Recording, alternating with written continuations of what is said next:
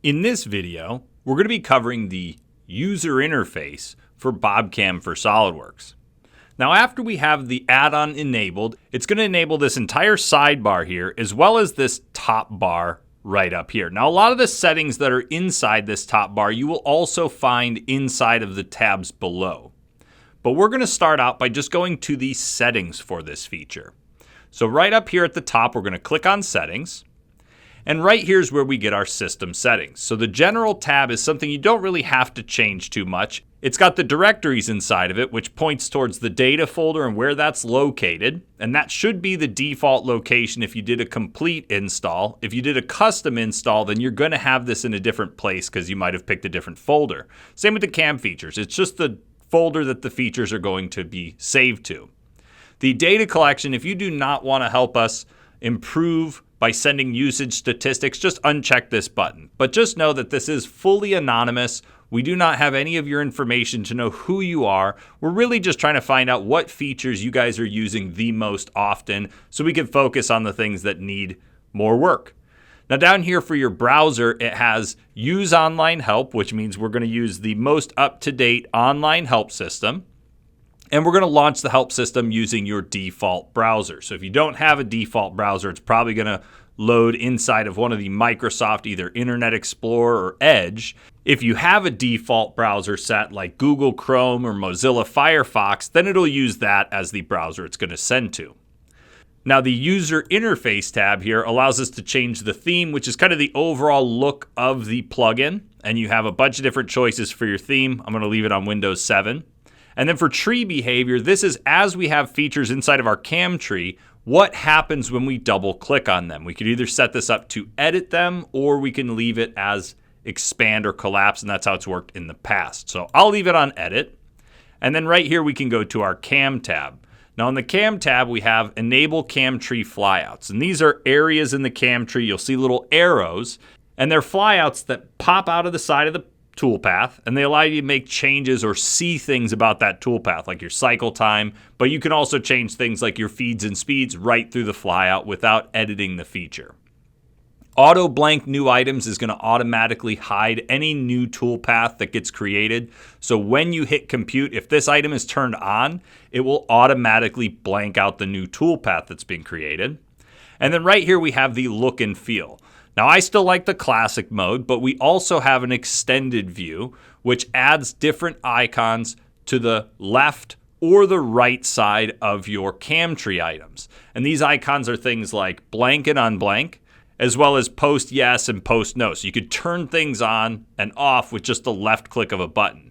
I like the classic view because I just right click and blank out things like normal, like I've been doing for years. So I'm going to leave it with the classic view.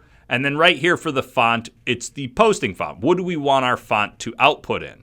So I'm using an Arial font, but if you need a font for your machine that's specifically a monospace font, meaning all the letters are the same size, you're going to want to pick a font that defines that. And there should be some you can find online that are monospaced letters. For the document default here, we just have our CAM settings. So it's our tolerances for the system, the chain select, the spun profiles, as well as the 2-axis, 3-axis, and lathe. For the simulation, it's our workpiece and fixture tolerances. Right here, we have our default machining order. So we could say on a milling job, we want to post our features based on an individual tool per machine setup. Well, I don't usually run mine that way, so I'm going to switch that to individual features so that however I set up my CAM tree, it's going to go in that order. And so you could tell it when you want to do your probing, and then the same features for your turning, mill turn, and wire EDM jobs. Down here for the colors, this is the color we're going to have as our toolpath, and this would be the color that shows up when we highlight an object. And highlighting is different than clicking on. Highlighting is going to be shown just when you hover over the object.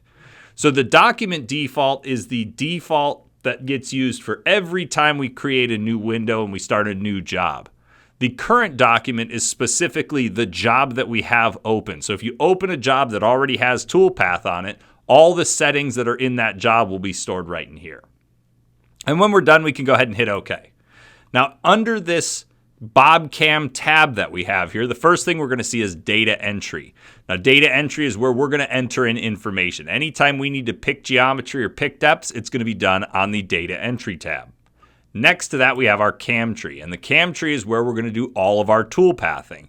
If we were to right-click on CAM defaults and say New Job, this is where we find all of our different job types. So we could do milling, turning, mill turn, or wire EDM. Anytime we do any toolpathing or anything like that, it's going to be done in here. The tab to the right of that is then BobArt. This allows us to import an image and extract edges off of it and vectorize it, or we can build an embossed model. And finally, we have the posting tab. Now, the posting tab is only going to really do anything when we have a CAM tree with code in it, and we're ready to see that code. We can actually click this button right here to post the code, and that would automatically pop up the posting tab and show the code. After we're done, we can right-click and either say Save As, or we could send that code to the NC editor, which we'll see in some later tutorials. Other than that, that's pretty much all we have for the user interface to the plugin. But also remember, we have this top toolbar, so we have New Job right here. We have some of our current settings. We have our defaults, our tool library, our holder library, adapter library, and thread library, as well as the material library. Right here we have our knowledge base. This is a shortcut into the simulation, so you can launch the simulation and exit the simulation.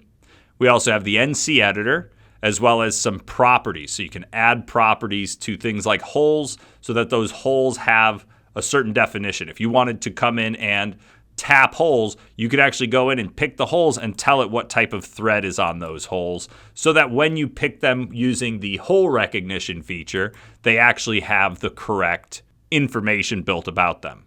And that concludes the video on the user interface for BobCAM for Rhino.